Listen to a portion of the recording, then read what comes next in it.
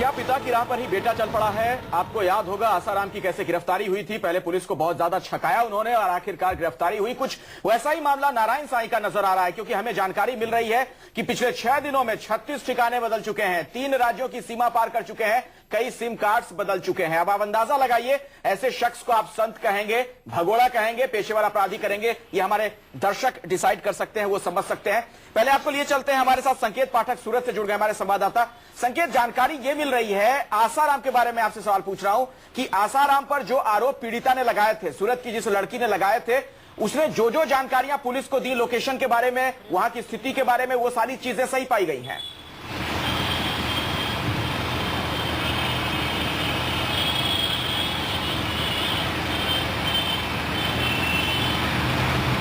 संकेत, क्या मेरी आवाज आप तक आ रही है? संकेत, क्या मुझे सुन पा रहे हैं?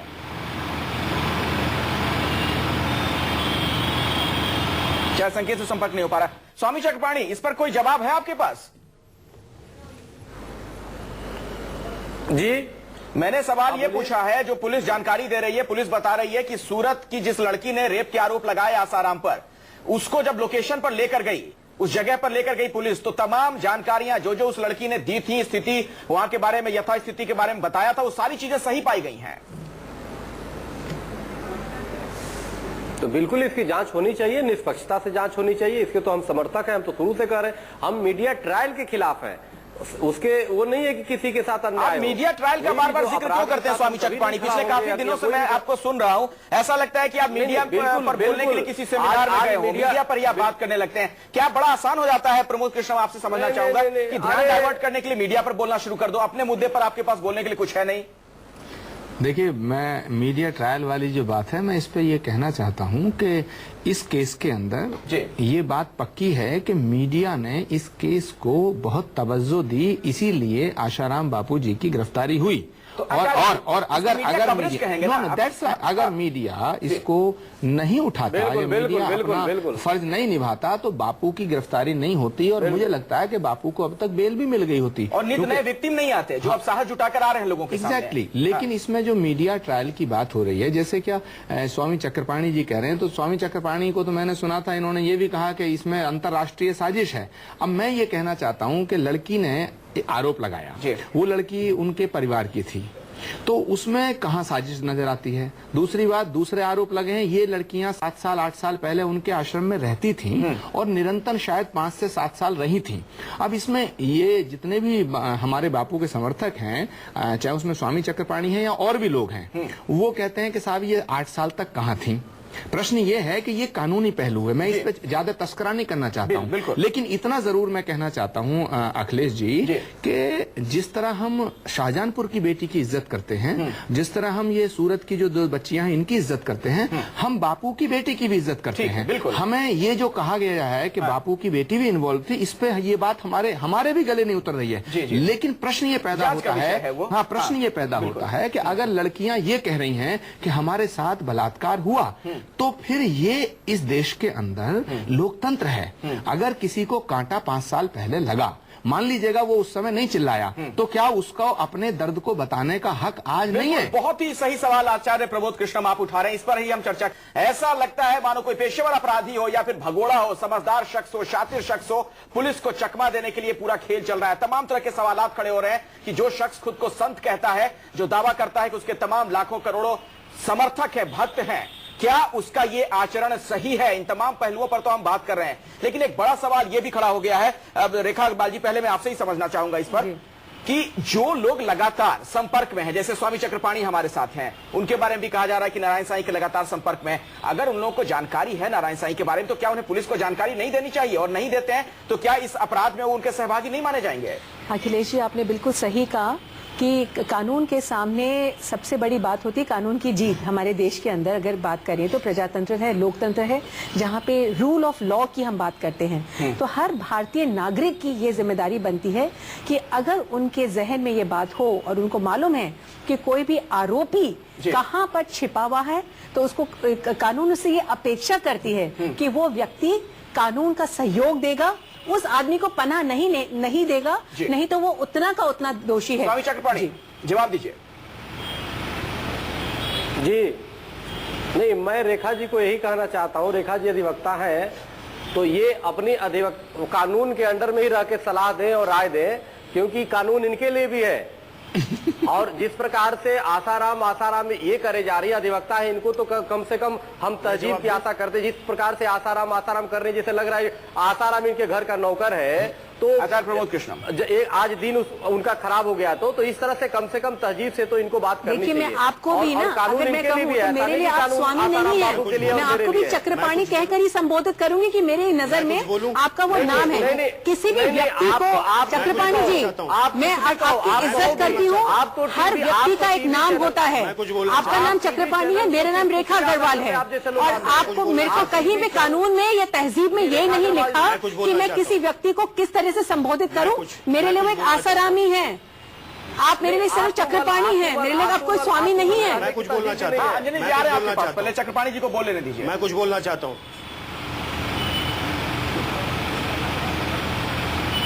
हाँ चक्रपाणी जी, अपनी बात आप पूरी कीजिए। जी हाँ अंजनी बोलिए। अंजनी ये कह रहा था, देखो आप तो खुद ही कह रहे हो कि 36 जगह आपने स्थान बदला है। हेलो, आपने खुद जवाब मैं देता हूँ। बोलिए कोई एक बोल लीजिए, आप दोनों ही आसाराम के समर्थक हैं, बोल लीजिए। एक सेकंड, मैं जवाब देता हूँ। मैं जवाब अखिलेश जी, पहली बात तो जरा एक मेरा रिक्वेस्ट है कि जब आप कानून की बातें कर रहे हैं तो रेखा मैडम बैठी हैं, रेखा अग्रवाल जी यहाँ पे, तो कृपया ऐसे आदमी से जवाब पूछिए जिसमें जैसे मेरे सवाल के जवाब में, मेरी बातों में आपने रेखा जी से कमेंट लिया था, वैसे मुझसे पूछिए, मैं बताता हूँ रेखा जी की बातें सही है, लेकिन उसको कैसे हम पता कर सकते हैं। लेकिन सुनिए, कई जानकारियां उनके पास है।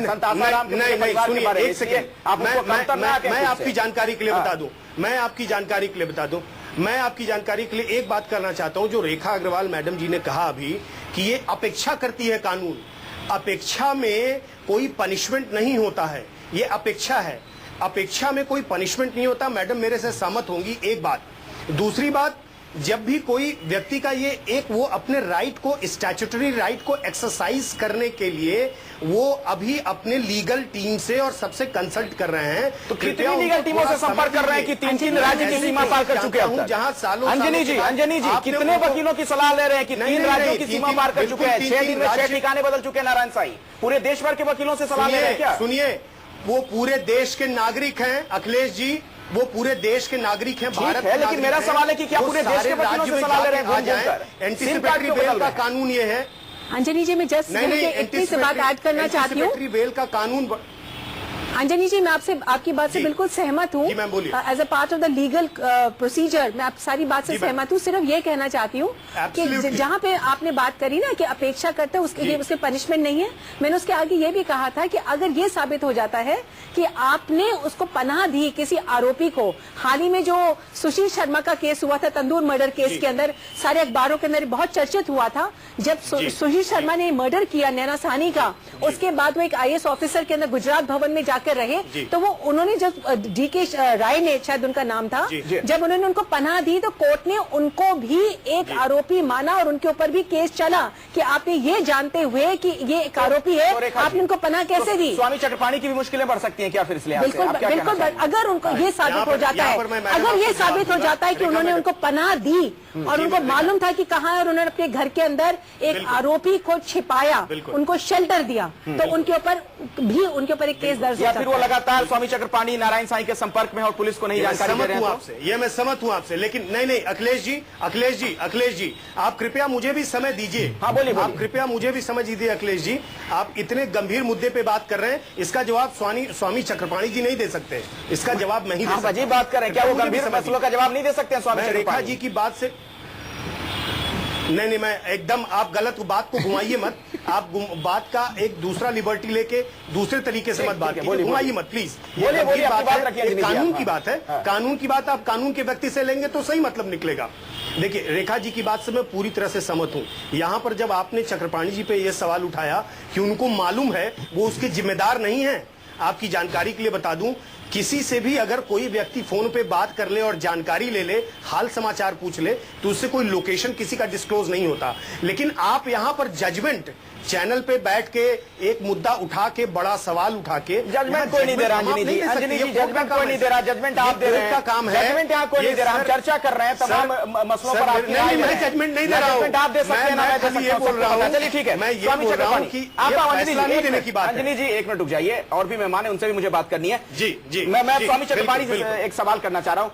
स्वामी चक्रपाणी, आपको कुछ जानकारी मिल पाई इस वक्त किस राज्य में हो सकते हैं नारायण साईं? नहीं, हमें तो आपसे जानकारी मिल रही है कि आप ही ज्यादा संपर्क में है, और रेखा जी भी संपर्क में है, रेखा अग्रवाल जी भी संपर्क में उनसे है, और आप भी है। और मतलब आप नहीं है संपर्क में, ये कह रहे हैं? आपका कोई वास्ता नहीं है नारायण साईं से, आसाराम से? जी बिल्कुल, आप भी संपर्क में, आपकी टीवी चैनल संपर्क में है। नहीं, मैं तो आपसे सवाल पूछ रहा हूं ना, आप बोल दीजिए कि नहीं मैं संपर्क में नहीं हूं, मेरा कोई वास्ता नहीं है आसाराम से, नारायण साईं से कोई वास्ता नहीं है। नहीं, आप संदेह व्यक्त कर रहे हैं, मुझे भी संदेह है कि आप लोग संपर्क में है।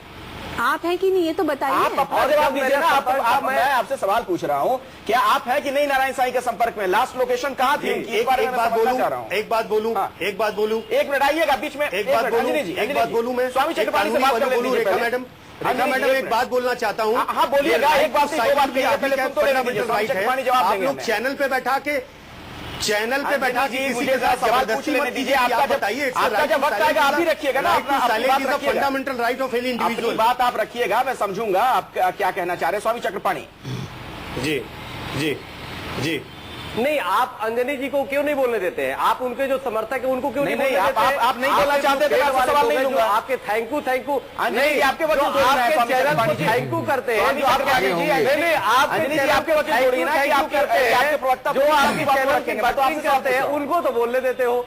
नहीं, अंजनी जी को क्यों नहीं बोलने देते? सी, मैं भारत का नागरिक हूँ, मैं भारत का नागरिक हूँ, मैं भारत का नागरिक हूँ, और मैं चैनल पर देख रहा हूँ एक आदमी को जबरदस्ती कंपेल किया जा रहा है कि आप जवाब दीजिए। राइट टू साइलेंट आदमी का फंडामेंटल राइट है। तो right to silent compel anybody to speak something हिस्सा क्यों ले रहे हैं? वो बोलने के लिए यहाँ पर आए ना, हमने उनसे पहले बात की है स्वामी चक्रपाणी से।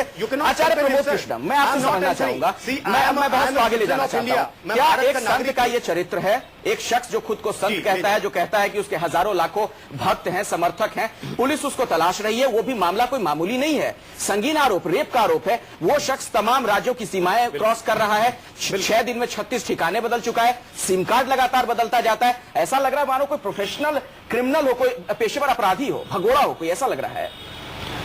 मतलब मैं संत के एंगल से आपसे समझना चाहूंगा, क्या संत हम कहेंगे? देखिए क्या है कि ये देश भावनाओं का देश है, आस्था का देश है, विश्वास का देश है। आश्रमों के अंदर संतों के ऊपर अभी भी बहुत लोगों की आस्था है और विश्वास है। तो जो विश्वास है ना, वो डगमगा रहा है। अगर नारायण साईं ये कहें कि भाई मैं यहाँ हूँ और मेरे साथ चलो, तो देश के हजारों संत अभी भी उनके साथ चल के सूरत थाने पुलिस स्टेशन भी जा सकते हैं। और मैं खुद कह रहा हूँ कि नारायण साईं को सामने आना चाहिए, और लाखों लोग उनके साथ चलने को तैयार हैं। और मैं बार बार ये बात जो दोहरा रहा हूं, ये स्वामी चक्रपाणी जी जान रहे हैं, और स्वामी चक्रपाणी जी को भी मेरी बात गले उतर रही होगी कि नारायण साईं का इस तरह से छुपना, नारायण साईं का इस तरह से सामने नहीं आना, वो नारायण साईं जो आशाराम बापू के पुत्र हैं, वो नारायण साईं जो खुद भी भगवान का एक तरह से अवतार अपने को सिद्ध करते थे, तो उन नारायण साईं को वकीलों की जरूरत क्या है? जो संत होता है उसे वकीलों की कहां जरूरत है? उसको तो आ जाना चाहिए। कल तक तो चक्रपाणी जी आप कह रहे थे कहीं नहीं गए हैं नारायण साईं, पुलिस जब बुलाएगी तब आ जाएंगे। नहीं, ये सब आचार्य जी कोई बातें नहीं है। जब उनके खिलाफ FIR हुआ है तो वकील की आवश्यकता पड़ेगी, ऐसा नहीं है। और अपनी वो लीगल राइट का प्रयोग कर रहे हैं, जो उनका अधिकार है उसको कार्य करेंगे। और उनके अधिवक्ता ने मेरा सवाल सुन लीजिए, उनके अधिवक्ता ने मेरा नम्र निवेदन है आपसे, मेरा सवाल सुन लीजिए। मैं यही तो सवाल पूछ रहा हूं कि उनको वकील की आवश्यकता अगर पड़ेगी तो क्या वो 6 दिन में 6 ठिकाने बदलकर वकील ढूंढ रहे हैं? लगातार सिम कार्ड चेंज करके स्वामी जी, किसी संत को और सुनो, किसी भक्त को, किसी आम आदमी को वकील की जरूरत पड़ती है, भगवान को वकील की जरूरत नहीं पड़ती। नारायण साईं भगवान का अवतार माने जाते थे, उनके अपने भक्तों में ऐसा उनको प्रचलित किया जाता था, प्रचारित किया जाता था। तो भगवान को वकील की कहाँ जरूरत है स्वामी जी? आपको जरूरत पड़े तो ठीक है, मुझे जरूरत पड़े तो ठीक है, नारायण साईं तो भगवान के अवतार है। अरे भगवान के तो अवतार, कल की क्या अवतार आप भी है महाराज। बात का जवाब देना चाहता हूं। आपको भी तो आवश्यकता पड़ती, आपकी भी तो सुरक्षा की आवश्यकता पड़ती है ये तो महाराज। भगवान थोड़ी कह रहे हैं भाई मैं तो इसलिए कि आप लोग जो है हमला ना कर दो तो मैं थोड़ा सा बच के निकलता हूँ। मैं तो दिल्ली भी नहीं आता इसलिए आपके डर से। अखिलेश जी मैं आपकी बात, और कई ऐसी घटनाएं हुई हैं बोला कि जो आशाराम बापू के मामले में सच बोल रहा है, उस पर हमले हो रहे हैं, उसे धमकियां मिल रही हैं। अंजलि जी आ रहा हूं मैं आपके पास, एक मिनट रुक जाइए। हाँ। और जिस तरह नारायण साईं जो है ये बार बार सिम बदल रहे हैं, इस तरह का जो माहौल है वो ये बिल्कुल स्पष्ट करता है कि नारायण साईं के दिल में जो है कोई डर है, कोई चोर है। क्या फर्क पड़ता है, वो कह दें कि 15 साल पहले मैंने ऐसा कुछ गलती की थी जवानी में, तो कौन एक्सेप्ट कर ले। ये भारत है, यहाँ तो क्षमा का भी शास्त्रों में अधिकार दिया है। क्षमा हमारा। स्वामी चक्रपाणी जवाब नहीं आज आप दे रहे हैं, आज बहुत खामोश है आप स्वामी चक्रपाणी, वजह क्या है? मैं जवाब देता हूं ना, सब तो लीगल बात अरे है। आप तो स्वामी चक्रपाणी के आप वकील बन गए, प्रवक्ता बन गए। मैं स्वामी चक्रपाणी जी सवाल पूछ रहा हूँ, मैं आपके पास आऊंगा सर, आपको भी बकायदा वक्त मिलेगा। आप लोग कानून की बातें कर रहे हैं। अच्छा स्वामी जी, अगर ये स्वामी चक्रपाणी जी अगर ये आरोप आप पे लगता तो आप इस बात को कैसे करते? अगर ऐसा आरोप आप पे लगता तो मुझे यकीन है आप सबके सामने इसको स्वीकार कर लेते, क्योंकि मैं जानता हूं आप बहादुर व्यक्ति हैं। नहीं आरोप को स्वीकार करते या ना करते, पुलिस के सामने तो चले जाते। आनंद जी, हाँ अरे बोलने दो भाई, बोलिए वही तो हम चाह रहे हैं, बोलिए। इतनी देर से हम आपसे गुजारिश कर रहे हैं। पता लगा सकते, आप बोलने तो देते नहीं, आप चिल्लाते रहते हो। आप ये बताओ, जब आपको ये पता है कि 6 दिन में 36 सिम कार्ड बदला, तो आपको क्या ये पता नहीं है कि कहां है? आपको सब पता है, आपके टीवी चैनल को सब पता है। ये तो आपकी जांच के विषय है, आप संदेह के दायरे में है। कहीं ऐसा तो नहीं कि आपने छिपा के रखा है? मतलब अब आपका कोई वास्ता नहीं है ना नारायण साईं से ना आसाराम से, आप ये मान रहे हैं पब्लिकली? आसाराम जी तो बेचारे जेल में है। तो जेल भी तो गए थे आप मिलने के लिए उनसे। और नारायण साईं को आप लोग जेल भिजवाने के चक्कर में हो। नारायण साईं अपने कर्मों से जेल जाएंगे, अगर जेल जाएंगे तो। स्वामी चक्रपाणी जी, इस बात को आप भी समझ रहे हैं, उनके खिलाफ जो धाराएं लगाई गई बहुत ही संगीन धाराएं। आचार्य प्रमोद कृष्णम जी ने पहले ही कहा इस बात को कि मीडिया ट्रायल नहीं होती तो आसाराम बापूजी जेल नहीं गए होते। स्वामी जी इस चीज से मैं आपत्ति इसलिए जाहिर करता हूं कि आप लोगों को जब अपने मुद्दे पर कुछ बोलने के लिए नहीं मिलता है, आप इसे मीडिया ट्रायल नाम दे देते हैं। ये मीडिया कवरेज है और इसी मीडिया कवरेज की वजह से आज देश भर में आसाराम, नारायण साईं के सताए हुए जो लोग हैं, जो विक्टिम है, वो सामने आ रहे हैं, साहस जुटा रहे हैं, हिम्मत कर रहे हैं, मामले दर्ज करवा रहे हैं। ऐसे में आप लोग बौखला रहे हैं और शायद यही वजह है कि इसे मीडिया ट्रायल आप नाम दे देते हैं।